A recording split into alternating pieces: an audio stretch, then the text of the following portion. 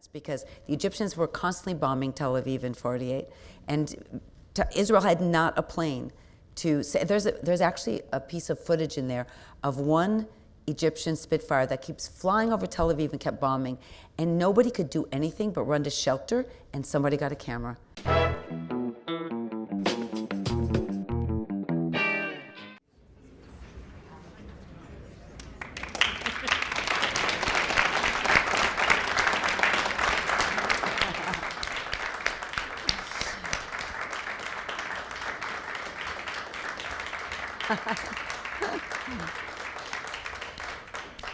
Well, we have just seen a very stirring film, and producer Nancy Spielberg really had a lot to do with the entire origination and shaping of this project. So I want to start off by asking the simple question of how you became involved in this material. Why make this film at this time? It's funny because I kept saying I wasn't looking for a film. It sort of found me. After I had executive produced Elusive Justice, somebody sent me an obituary and said, this should be your next movie. And it was titled, and I don't go around reading obituaries, it's not my business, except when I was looking for an apartment in Manhattan. So that's when I first moved here. They said, if you want an apartment, you have to read the obituaries. And I was like, oh my gosh. But this obituary read, father of the Israeli Air Force, dies at 94. And then it described an American. And I thought, how odd that an American would be credited for being the founder of the Israeli Air Force. And then it went on to describe how this guy, Al Schwimmer, was involved smuggling airplanes, FBI's chasing him, he's recruiting his buddies, he was indicted. I mean, it felt like a fantastic story. And I'd never heard of it. So it just grabbed me. Wow. It grabbed me by the kishkas. And the funny thing is, Schwimmer's name is mentioned throughout, but he's not even the focus of the film, because you managed to find all these codgers who have not only great memories, apparently, if one is to believe everything, but such a raconteur spirit and such spice in the retelling. What made you choose Roberta Grossman as the director? Well, after I decided to do the film, I started to ask all of my buddies, and some in Hollywood and some in just the doc world, who to work with. Because I knew if I'm going to get into bed with anybody for a few years, I really have to get along with them. And I just didn't want a maniac. And the other thing is, I knew that we needed recreations. Right. And I hate recreations. So her name came to me from 3 different sources, and I watched Blessed Is the Match. And I thought she handled the recreations beautifully. And I called her, and she didn't answer my call.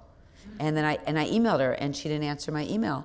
She thought I was a joke. She thought that she made this big joke after Hava Nagila. She was feeling a little high and mighty, and the big joke in her office was when the phone would ring, she would say, if that's Spielberg, tell him I'm busy.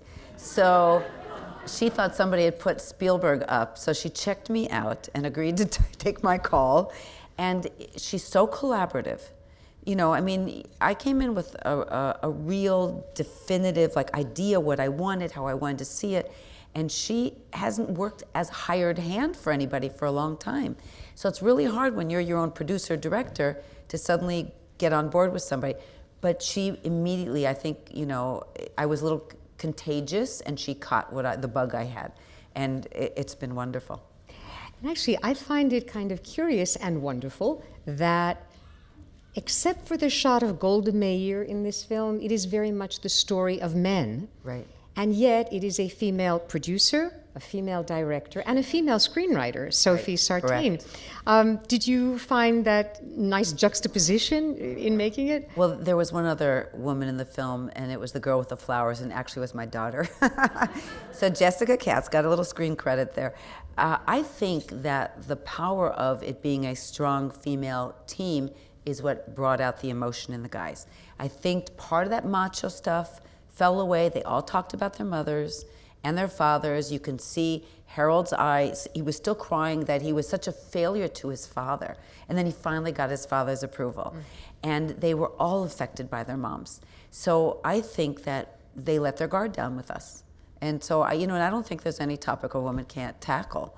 This wasn't necessarily my area of expertise, warbirds and pilots, but you learn a lot.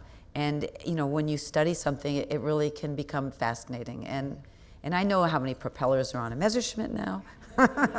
Don't ask me. Don't ask. But actually, for me, the question of research is very interesting. I have to confess that I knew so little about this story, and it's not that I know much about anything but film history anyway, but I was fascinated by all that I learned. I mean, that there would have been no Israeli Air Force, essentially, had it not been for the volunteers. Could you tell us a little about the research that you did in addition to the firsthand interviewing of these wonderful guys? Well, after I read the obituary, I started to read books. So I read a book called No Margin for Error. I read a book called The Pledge by Leonard Slater, which talked more about the clandestine operations that went on here in New York, and it was just great. I read My Brother's Keeper. I started to pick up books that the pilots themselves had written that they had self-published. They were crappy, but crappily written, but they were great stories. And then my lawyer in Israel is a friend of Shimon Peres, and he said, do you want to meet Shimon Peres? Because he was very close to Al Schwimmer. He was there in Burbank with him.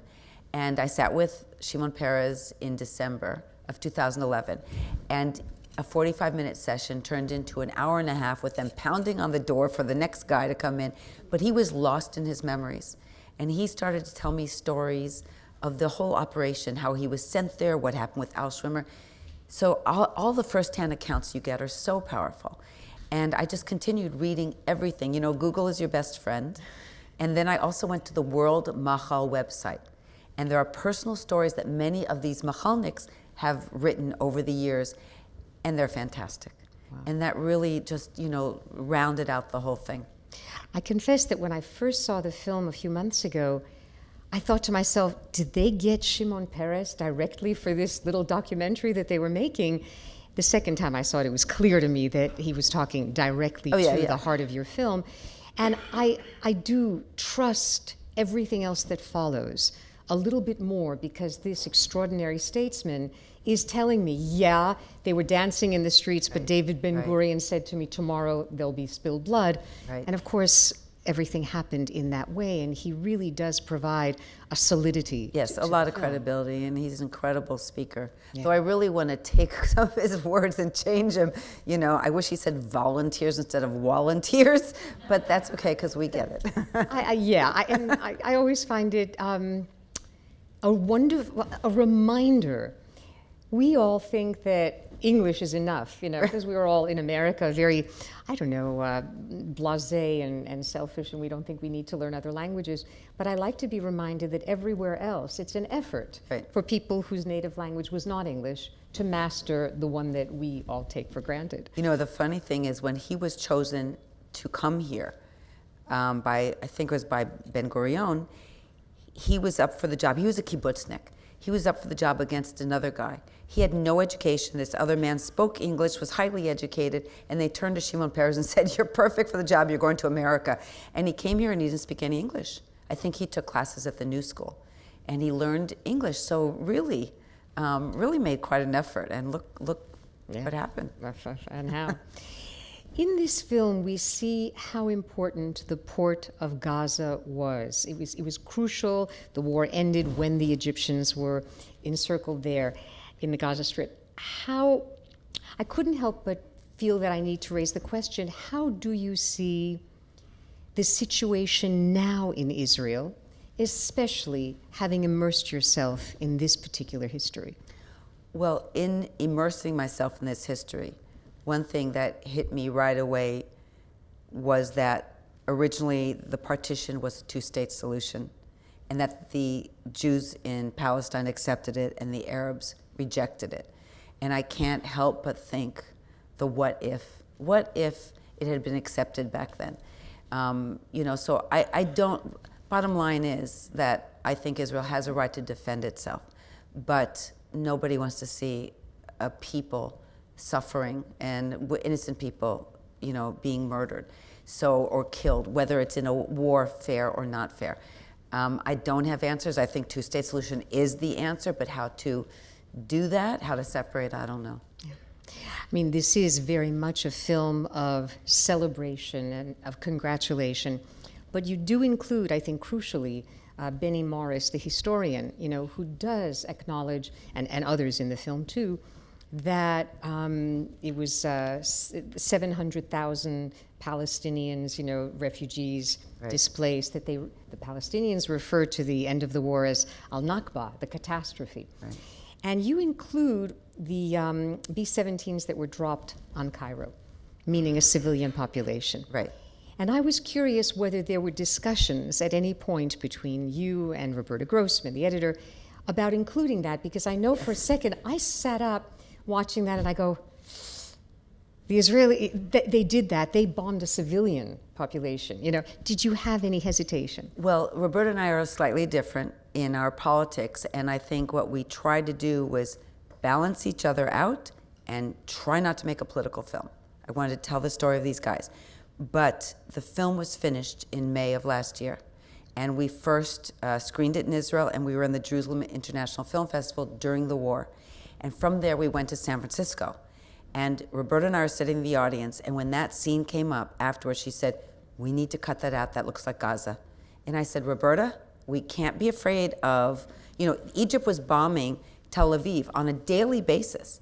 So that bombing was, it was reciprocal in a sense, because the Egyptians were constantly bombing Tel Aviv in '48, and Israel had not a plane to say. There's actually a piece of footage in there of one Egyptian Spitfire that keeps flying over Tel Aviv and kept bombing, and nobody could do anything but run to shelter, and somebody got a camera, because that's all they could do was record it. So I said, we can't be afraid. We're tiptoeing. We can't tiptoe. And that is not now. So I sort of made the executive decision to leave that in. And I didn't, because Israel was attacked by all the surrounding armies, Israel also bombed Damascus.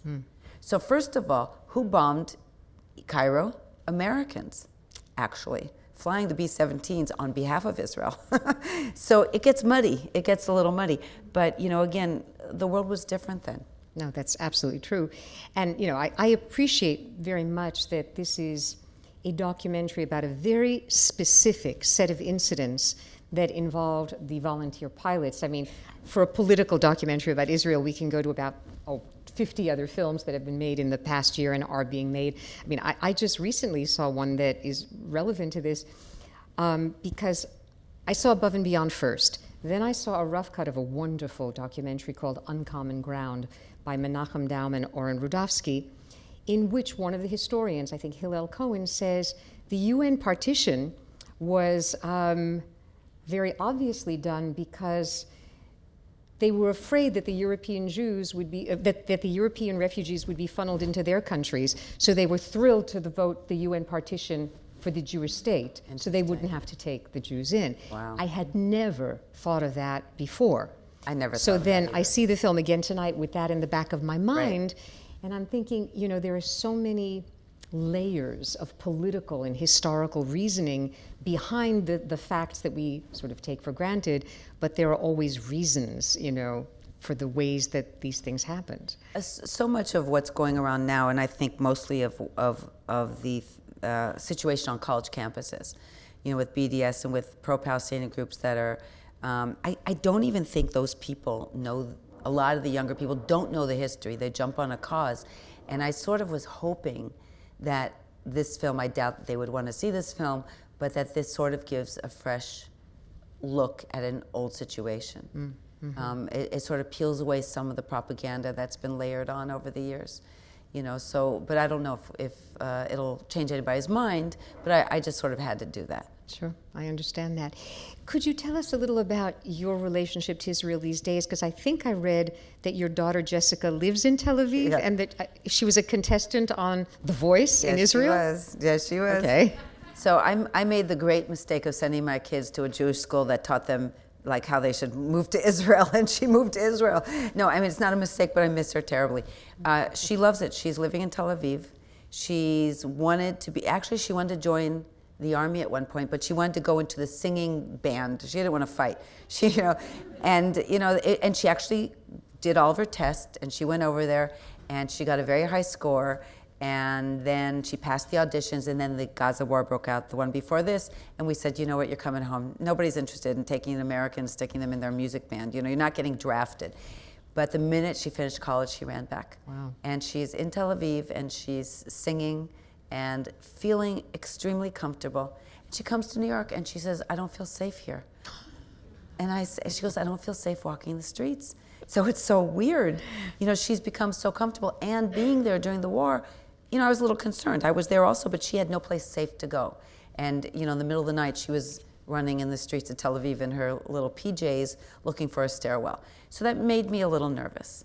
But then again, when she comes back to New York and she goes out till 3 o'clock in the morning, I'm also nervous. So, you know, I'm not sure where the dangers lie for a 26-year-old gorgeous girl. But she's happy, and she's very. The danger for the mother is always greater when the child is far away, whether the mother's in Israel and the child is in New York, or the vice versa. Right. Well, I keep going there. That's it. We just keep, you know, you go where your children are. That's what I'm doing. Of course. And actually, you mentioned that your film premiered at the Jerusalem Film Festival back in July. Right. I was actually there at the same time, but not in your theater, I'm sorry to say. But I was painfully aware of the fact that we were occasionally hearing the sirens and having to go downstairs in the Cinematheque. A screening would be interrupted. We would go downstairs quietly, calmly, usually grabbing a glass of wine or a cup of coffee along the way, and then come back. Right. And I was wondering, for you, what the experience was like to be showing your film in Jerusalem, and you brought Lou Lenart, if I understand correctly, the 94-year-old. Well, he lives there now. He made Aliyah a couple years ago, and he married for a 50-year-old. Like he's on his 5th wife, I think. Yeah, there's a bit of swagger that does come through in a lot of these guys' descriptions. That's true, but you know, but just the experience, A, of showing it in Jerusalem with Lou Lenart present, and B, knowing that the missile attacks were happening at the same time. You know, it was Lou Lenart present, it was Smokey Simon, it was Danny Shapira, it was past commanders, it was young 101 pilots, it was Mina Alon, Modi Alon's, it was a room full, it was Rena Schwimmer, it was a room full of the original chevra, you know, the original group. And Lou received a 5-minute standing ovation, and he cried, he sobbed. He kept saying, do you know what you have done? It was very emotional. And by the way, I screened it for a private group for the commander of the Air Force a month before that, for 600 people. And my 98-year-old father came. And he had actually been on his deathbed the year before and had said, I'll never get to Israel again. And he got on a plane, luckily my brother's plane, so because he has to go up a special thing to get on the stairs. And he first went and heard my daughter sing, and she won in The Voice, one of the competitions, and then he went to the movie. So it was a major shep nachas for the family, you know, major, and he's my biggest fan. And your father used to fly B-25s during World War II in the Army, right? But he wasn't a pilot, he was the communications. He was Army, but he was the communications in the back of B-25s. And I used to go to his bomb squadron reunions. And when I went, I saw him as a different person. He was a different guy with his buddies. And so when I was sitting with my new 90-year-old boyfriends, I sort of felt like I was with my dad in a lot of ways. Except for Giddy. Giddy is who we call our bad grandpa. We have an X-rated version of this film. We really made him look so good. I heard about Tikva, the nurse. I mean, you know, he made us all blush. Well, his dialogue, even in this version, was, shall we say, flavorful. Right. But I got a vivid portrait of what would have been animating these guys at the time. I mean, they were young. Yeah. And they were risking their lives, and they were enjoying as much of their daily existence as they could, and he certainly gets it. When you talk about your father, do you think that even your decision to make this film was somewhat inspired by the fact not only that he had, saw action during World War II, but perhaps the bonds that he kept with his buddies? I think it was a combination of that, and also I started to have this panic that I'm going to lose him soon. And when I read this story, that same panic set in. You know, the panic of where our survivors, our World War II vets, that they're leaving us. And I really felt this incredible urgency. The same way I'm holding on to my dad with both hands, I felt like we're going to lose this part of our history. If we don't jump to do these interviews and grab these guys, then somebody else's father's story is gone. And I think the highlight of this entire experience for me has been being in the theater and watching the children watch their father on the stage. And they're crying. I mean, whatever they believed or didn't believe that their fathers told them, and they went, yeah, yeah, Dad, or they didn't bother to listen, because sometimes we don't listen until it's too late. They really captured that whole part of their parents' existence before they existed. Yeah. And it really felt like their father had a legacy. I can only imagine. I mean, even in my own case, you grow up and you see your parents as these nice providers, strict disciplinarians, whatever. You rarely see your father as a hero unless the context of your world changes. Right. And I would imagine that for the children of the men that we are seeing, who we now acknowledge as these old codgers, the validation of heroism, a term that I can't even use these days very often. I don't know that many heroes with a capital H. I know a lot of heroes with a small h who do the daily things that make meaning for a lot of others, but not those who change the course of history. So I can see how important it would be for the next generation of these people, or the third generation, to know what they went through. Yeah, they own a little bit of that history. And then there were grandchildren that came also that just think that their grandfathers are the coolest guys. The funny thing is that Leon Frankel, who I absolutely adore, because he was so matter-of-fact, so legit, you know, really highly decorated naval pilot, a really straight talker. He didn't sound too Jewish. You know what I loved about him is he just felt like a real Midwest guy. So he was being honored in the Twin Cities, and it was 750 people, and he had seen the film privately. And he called us and he said, "This is my community. There are 750 people going to be at the screening honoring me. Please take out the Primo Stupper line. I cannot go down in history as the Primo Stupper." So we actually have a version that's the no Primo Stupper version on our hard drive.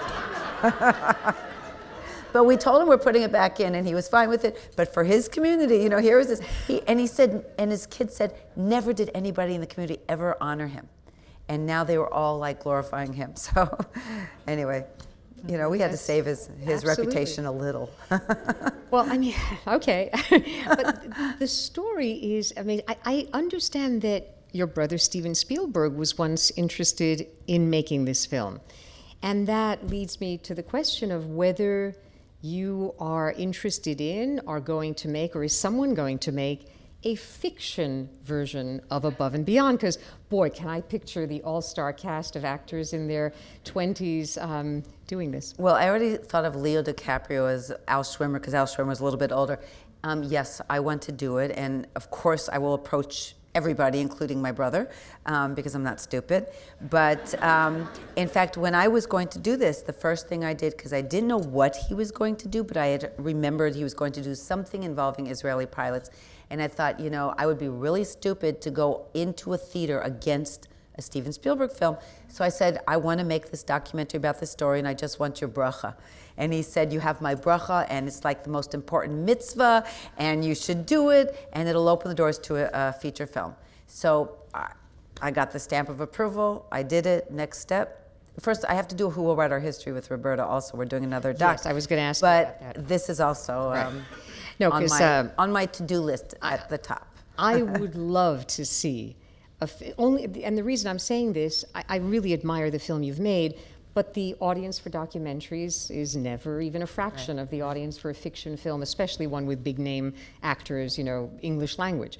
So the story would reach millions upon millions more people if it were, quote, fictionalized, unquote. And I'd love to see a female director do it too, and a female producer, and all those wonderful things that we've been talking about. And did you actually get your own start in some sense in terms of filmmaking, working on your brother's earlier films? Well, when we say working on my brother's earlier films, I was very young. I didn't work with him in his famous stage, when he was already real legit. I mean, from when I was 6 years old till about 12 or 13. And I think we're storytellers, one way or another. I used to love to write, and that was sort of my thing. My sister Anne is a screenwriter. And my family, my mom, we're all sort of storytellers. You know, we take the mundane and we make it colorful. So I think that some of it maybe rubbed off in the early years, and just being intrigued, maybe being on location, things like that. I watched my brother, and I've been under his direction, and in both ways, as cast and in crew. So I think it sort of went into my pores somehow. You know, and I didn't even know it. You know, I really didn't even want to go into this area of filmmaking because I was petrified that I would be judged before I was out of the gate. And yes, my married name is Katz, but I wasn't going to do that. You know, but if I was a Spielberg, then I was set up for failure or possibly success before I would be out of the gate. And I think it kept me away from testing the waters until this story. And this story, for some reason, all this trepidation just fell away. I had no second thoughts. Wow. Well, among other things, it is a film about courage. Right, well, I found enacted mine. on a daily level, so it fits for me. Al Schwimmer, you know, I remember a story that, because we know he lost his citizenship, right, but then he was pardoned by President Clinton in 2001, if I'm not mistaken. Correct. I'm very curious about how that happened. Do you know? I do know how that happened. Al Schwimmer's dearest friend was a guy named Hank Greenspun. And some people may know that family from Las Vegas. They own the Las Vegas Sun, a lot of the media there. And Hank was a really crazy guy. There is a documentary about him in a book. I think he worked with the mob a little bit, and he started to amass weapons for Israel. He was doing all kinds of crazy stuff. He broke into a naval shipyard in Hawaii, and he stole all kinds of things. And you know, just he put on a uniform of a naval officer, loaded up a Jeep with surplus stuff, drove off. You know, he hijacked his friend's boat that was full of supplies that he said to his friend, we're just going to Catalina. And as soon as they left the dock, he pulled a gun on his friend and said, you're taking us to Mexico with this cargo. It has to go to Israel. He's done all kinds of crazy stuff. In any case, when he was dying, he said to his son, Brian, you always take care of my friend Al Schwimmer. Promise me. And Brian always took care of Al Schwimmer. Al would come to the States, he'd stay at his house. Brian went to college with Bill Clinton. Brian called his buddy, Bill. And he arranged for, he introduced him to the pardon. And what was interesting is Bill went to Israel at some point, and Al wanted to thank him. And so Brian arranged for Al to be behind a building, out a back door. And after Bill was done with the meeting, they scooted him out the back so that Al could have a private moment to thank him without press and all that. So you have to be nice to whoever you went to college with, because you never know when you could need them. Now, one question that we started talking about backstage that I'm sure many of us want to know about is this question of reenactments. In other words, the first time I saw the film, at one point, I remember turning to Mark, I go, who was filming the Messerschmitts? I mean, the flights, because initially I assumed that I was watching all archival footage until I realized, well, of course, if I'm seeing the flowers, there are some reenactments. Could you tell us a little about that process? What did you feel could be in a reenactment? What couldn't be? Well, I was very, very against any actors, unless it was just suggestions, a shoulder, a hand, feet, walking. I just wanted to keep it from going to cheesy. And Roberta had said to me, you like poor reenactments. I don't do poor reenactments. And she's right. So we knew that flying sequences, we'd need a little help. We scrounged in archives. We found some great stuff. One of my best sources was the Steven Spielberg Film Archives at Hebrew University. And they made me pay full price. But we dug deeper. A lot of docs use the stuff that floats to the top.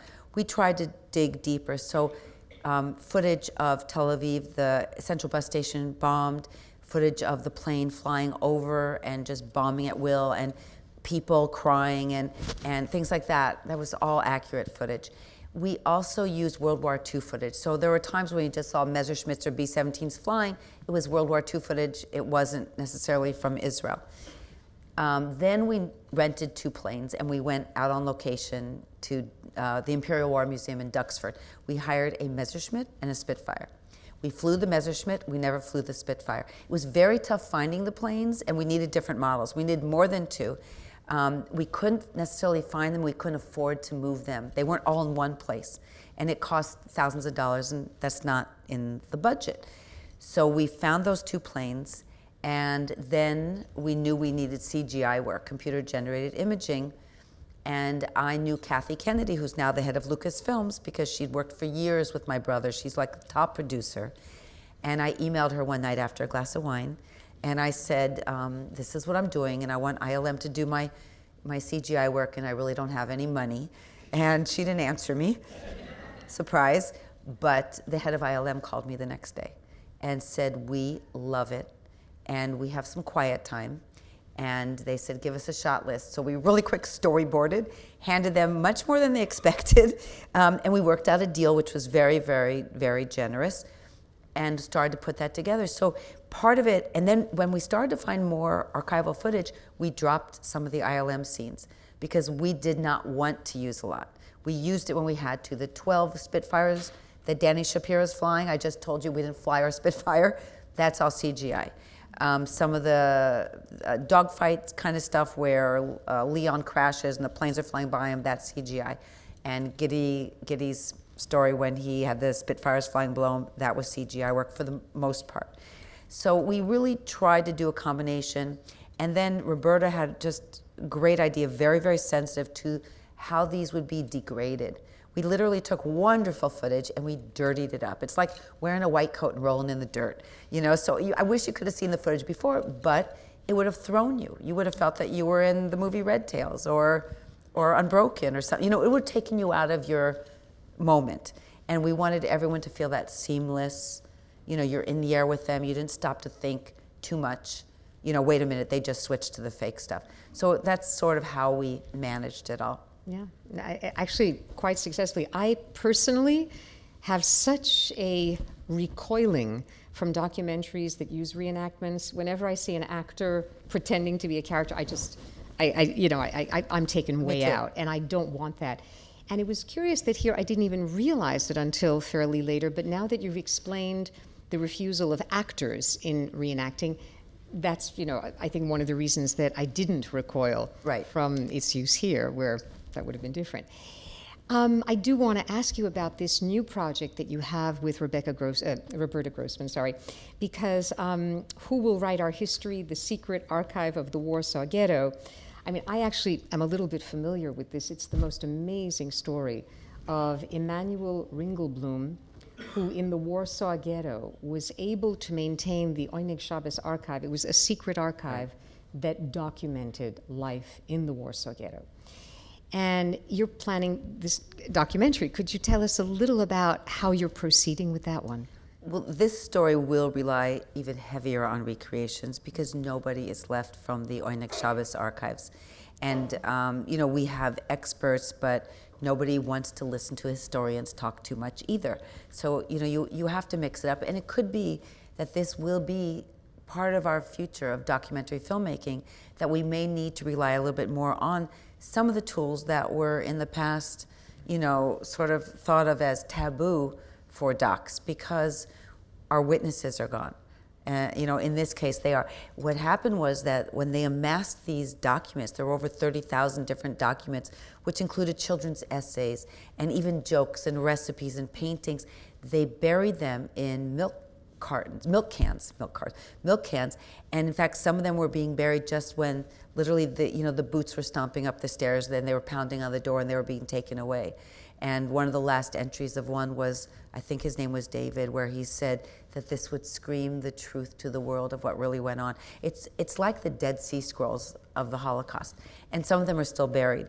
So we're just starting to pull together all that. You know, we're working on recreations, figuring out exactly how to set it up. You know, probably use some well-known voices for, you know, to, in a sense, to play it out, but not not with them, just with their voices. No, it's another terribly important piece of history, which very often requires the commitment of documentary filmmakers to keep it alive, because most of my students, and I dare say even I, rarely read books these days. I just find it very hard to take one of those, and I don't have a Kindle reader, just to take a book and leaf through the pages. I'm always watching, moving images, and if a documentary or a fiction film is there to give me a better sense of some part of history, great. Right. And if it isn't, I fear that I'm going to be even more ignorant about certain things than I would be otherwise. You're making another film as producer. Actually, it's finished, because I know it's showing next month at the wonderful festival, Real Abilities, that's done primarily through the JCC. Mimi and Donna, am I correct? Donna. Right. This is a film by Sophie Sartain as director, who was credited as screenwriter on this one. And it spotlights the challenges of caregivers, of people with intellectual and developmental disabilities. When I did a little research, I was stunned to find out that that's like 4.6 million Americans. That's a staggering figure to me. And that's a little different from the concerns that you are manifesting with tonight's film and the Warsaw Ghetto. Could you tell us a little about what got you involved? Oh, it's such a beautiful, painful, happy, everything film. Sophie, the story is really about Sophie's grandmother, who was caring for Sophie's aunt, who was autistic. I mean, she, and at one point, when her grandmother is 92 and her aunt is 64, the family says to Mimi, the grandmother, "You can no longer care for your daughter." What happens to the children when the parents take care of their kids with special needs? Who will take care of their children when they're gone? And Sophie has a son who is borderline Asperger's, and her brother has a child with special needs. So of course the question is one she asks herself, what's going to happen to my child? And so the family, and she went in with the camera into her family and documented this, and it's beautiful. But they take Donna to an institution. They have no money, and they're in Texas. And Mimi, the grandmother, is clawing to get out of the car, does not want to leave her daughter, and her daughter is pounding on the windows of the car to go home. Like, why are they leaving her? It just was heartbreaking. But it's so important. It's such an important question. So, I really learned about it when it was almost done, but I wanted to jump on board so I could really help to get the film out there and talked about. And unfortunately, Donna, the aunt, died 3 weeks ago. And Mimi, her mom, was at the funeral. I don't know if she quite understood, what was going on. So it's just a beautiful film. And I didn't really have a personal connection to it, except I'm a mom, and I think we all think of what will happen to our children when we're not here. So it's really worth seeing. I'm so. I want to cry when I talk about it. Well, I mean, the subject matter is even more emotional in a certain sense than the stories that we've just watched. I'm going to ask for the house lights to rise a bit, because I have been asking a lot of questions and not providing an opportunity for some of you. And we have a bit of time, and I know that I'm already seeing hands. I see 1, 2 on my left, and I will repeat the question, and then I see one down here and then one there. Gentleman on the far left. So, as I was watching, it took me a while to realize that they're a recreation, because the visuals of the aircraft are too narrative to have been shot for real. The visuals from the aircrafts were obviously too narrative to have been archival. So, and I know there were hints in terms of the coloration. Tell us, but in releasing this, is there going to be a source, a website that shows you what the relationship between what you show and you tell and what's actually available archivally? Will there eventually be, like on a website, a guide to distinguish between what in the film was archival footage, actually existed, or in a Blu-ray release? I think it's not actually a great idea, because it's a question that comes up in every Q&A. What percentage was real? Because people don't know what to believe anymore. You watch stuff that is Photoshop, so it gets to you. We can probably do that also on the Facebook, and I think it's a good idea as maybe a DVD extra. Maybe we'll just sit down and do a little chat about it, because I'd rather people watch the film before they're hit with that, because it may affect their experience with the film. But it's a question everybody has, and I'm going to address it. I think it's a great idea. With revisionist views about all this, I don't think any door should be open to attack the underlying. Right. He added, these days with revisionist views towards this, there shouldn't be any door left open to attack of that kind about veracity. It's a great idea. I'm going to look into that. Thanks. Yes.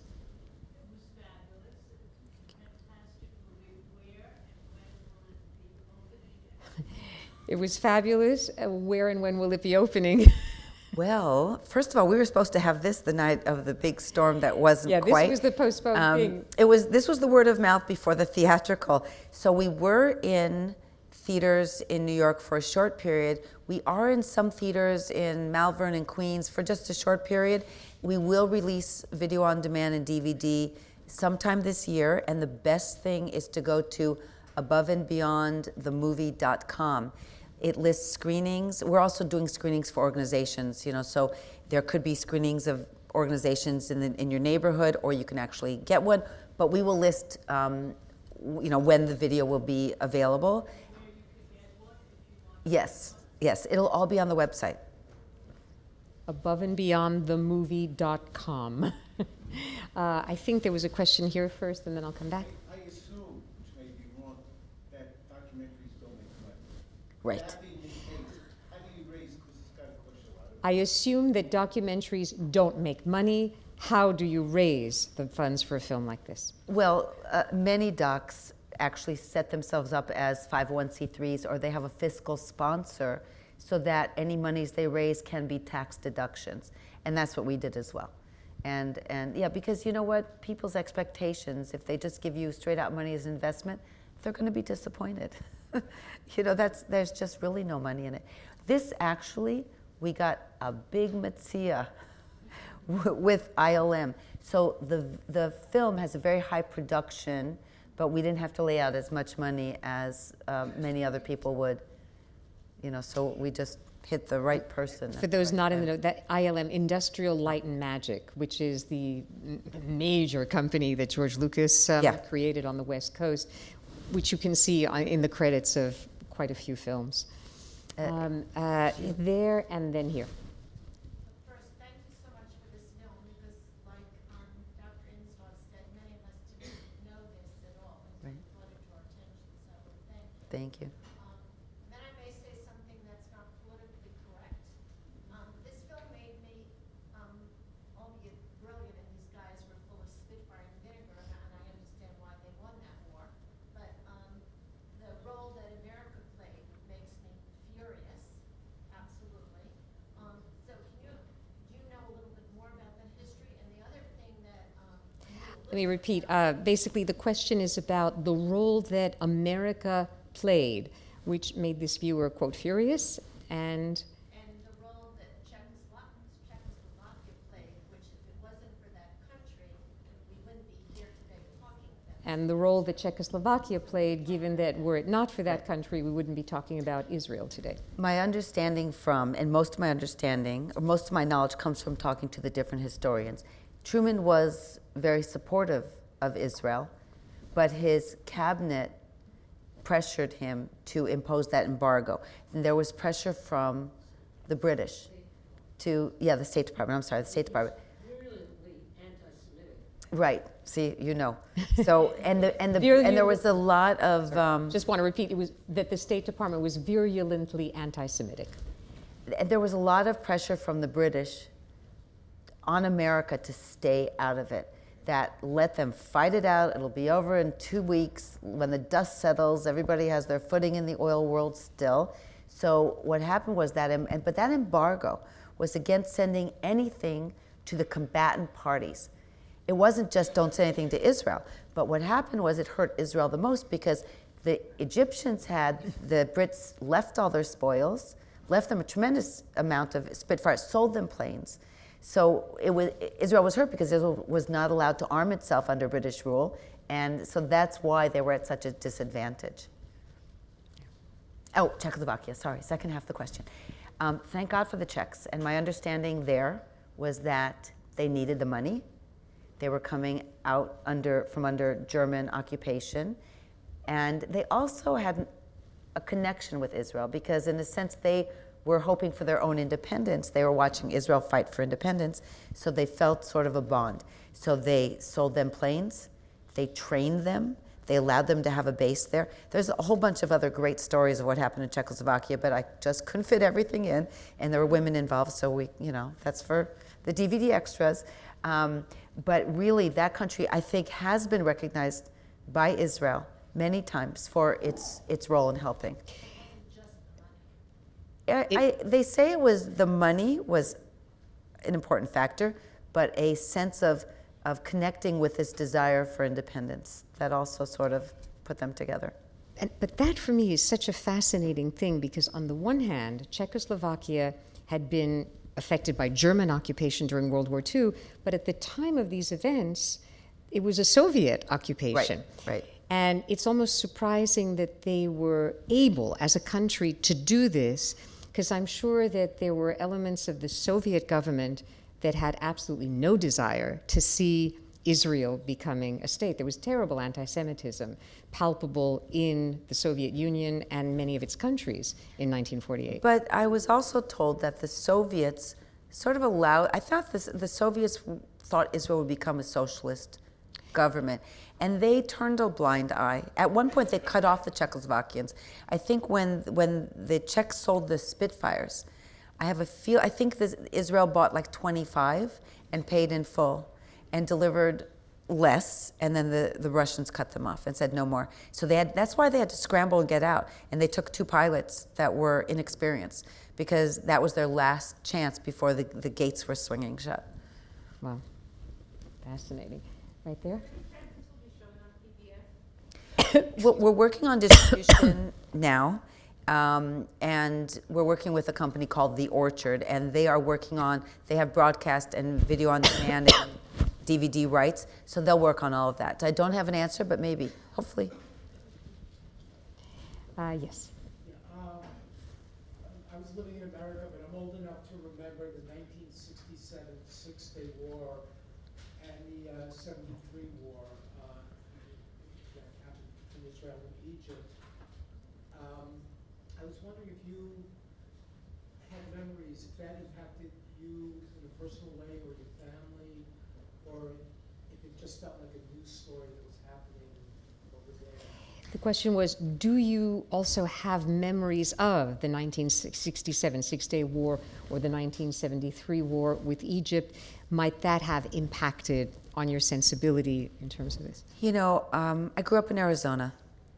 I grew up with American-born parents, and I know my brother was more exposed to the Holocaust because he, in Cincinnati, watched my grandmother teach English to survivors and saw their tattoos. I really was not connected at all. I was 67 war, I was 11 years old, flew right by me. 73 war, I was already much more attuned to this. But I think what really got me is I went to Israel in 75. And I lived on a kibbutz. I was supposed to go for 5 months. I dropped out of UCLA. I don't know why my parents let me do this. Dropped out of UCLA supposedly for 5 months, and I made it a year. And my sister and I lived on a kibbutz. And I traveled the country. I saw how small it was. I remember watching, there were plenty of rockets even flying in 75, stray rockets that never got reported. Thank God. My mother would have had a heart attack back then. And I think I was so affected, and I felt so connected, so at home, in Israel. And so they immediately took me in. So that probably had a huge part of what happened to me that made me want to do this film. And I don't think I've ever recovered from, I fell in love with Israel then. That's when I fell in love with Israel. I just felt like I had a home. I have 2 homes, here and there. Gentleman here, and then over here, and there's a gentleman in the back, sorry. Okay. What made you so sensitive to the anti-Semitism 1930s, since obviously that was before your experience. Right.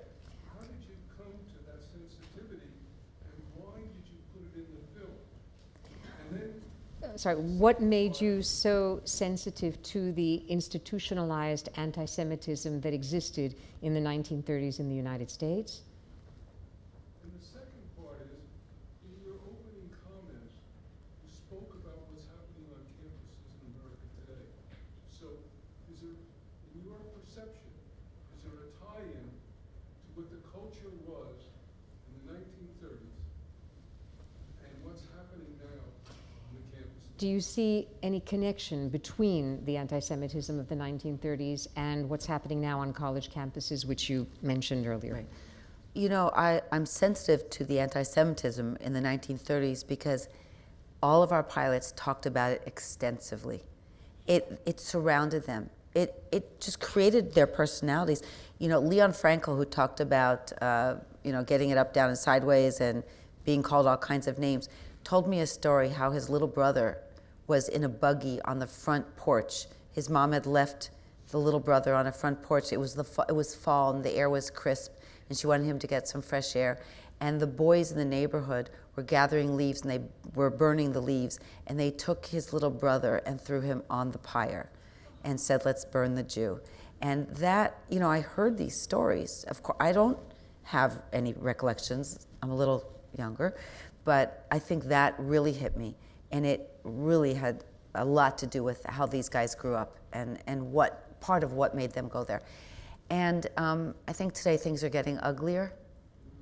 I think they're getting ugly and they're getting scary. I sometimes feel like it's open season on Jews. I know too many people walking down the street on religious on Shabbos. A rabbi in Miami, a friend of mine in LA who's a comedian, Ilan Gold, being harassed. What's going on in Europe? What's going on in France? What just happened? You can't ignore it. I'm afraid if we ignore it, we're like the people that ignored what was going on in Germany. But I really am not normally a negative thinker, but for the first time I'm frightened. And I don't think I've ever, besides being called a dirty Jew when I was a kid in Phoenix, but I didn't really know much. What did that mean? The neighbors don't like us. I guess that's what it means. But I haven't felt it in my life until really now, and it's scary. So I do think that it's something that we have to try, all of us have to try and nip it in the bud. Gentleman in the back, and then here. First of all, I thought the movie was great. Thank you. Second, I was surprised that more was not said about Ezer Weitzman, who was the fourth pilot of the first group that went, because I think that he was the son of Chaim Weitzman, who was the president of Israel.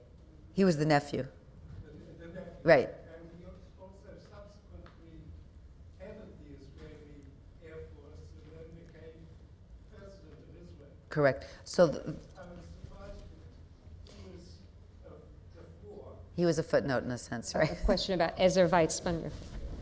Well, we actually had more of him in the film in the beginning, but the power of the film is hearing it firsthand, and we actually had to minimize some of the, and we didn't have, the guys spoke a little bit about him, so it worked if one guy talked about another, if more than one guy talked about a person who was no longer here, it worked to build him.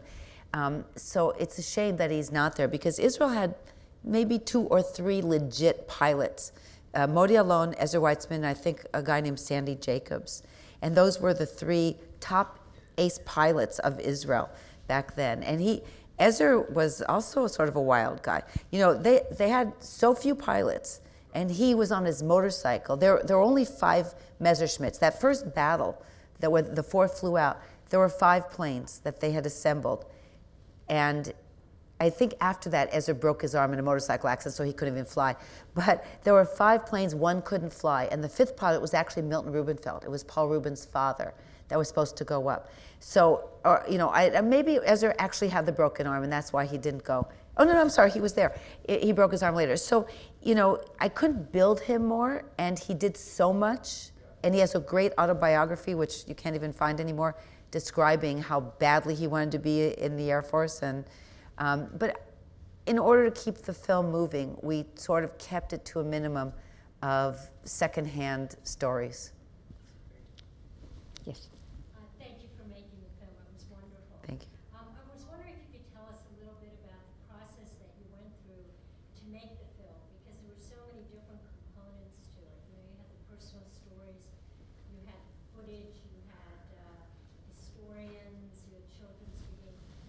How did you put the story together and decide what to use when and tell it? How we put the film together is the question. First of all, we started making this film very ass backwards, because when we realized that we were losing our interviews, we didn't really have money, we didn't really have a script, so we didn't really have it laid out how we wanted to tell the movie. We ran to do the interviews. We had a list of questions. But I really think that they made the story. They answered the question, and Susan Lacey, you know, because you do interviews with everybody, that you probably have an idea going in, and then maybe you come out with a whole different idea depending on what comes out of interviews. So that was the strength. And then what we ended up doing was filling in the gaps of some of their stories. And that's how we started to sort of build it and piece it together. You know, that's the simple answer. We have time for maybe one more question. Yes, over there. Yes. Oh, hi. Wait a second. Robin, I'm so glad you're here. Her father is Norm Muniz, that is mentioned in the film, and how Harold Livingston talks about being in Panama with your dad, who's no longer living. And I'm so glad you're here, because, you know, when we have pictures of your dad, and unfortunately we don't have him listed, but I know he was involved in a horrific crash, and you sent me these incredible pictures, and he survived. But he was so injured. I mean, here's a guy, he was a fireman, right? A Brooklyn fireman that volunteered. Wow. Unbelievable. Listen, you must be so proud. I'm so glad you're here. Right, I know, you know these guys firsthand. I mean, you've known him growing up. Incredible. I'll talk to you afterwards. One of the great things about Q&As, as opposed to merely seeing a film in a theater, is that not only is there a discussion of this kind, but you find, you know, connections on a personal level. All I can say in conclusion, besides the obvious gratitude that everyone here feels, is it's clear that those great guys in the film are not the only chutzpahdik, Spitfire people. We have a living embodiment in you as well. The courage, the stamina. Thank you, and we look forward to your next film. Thank you so much. Nancy Thank Spielberg. you.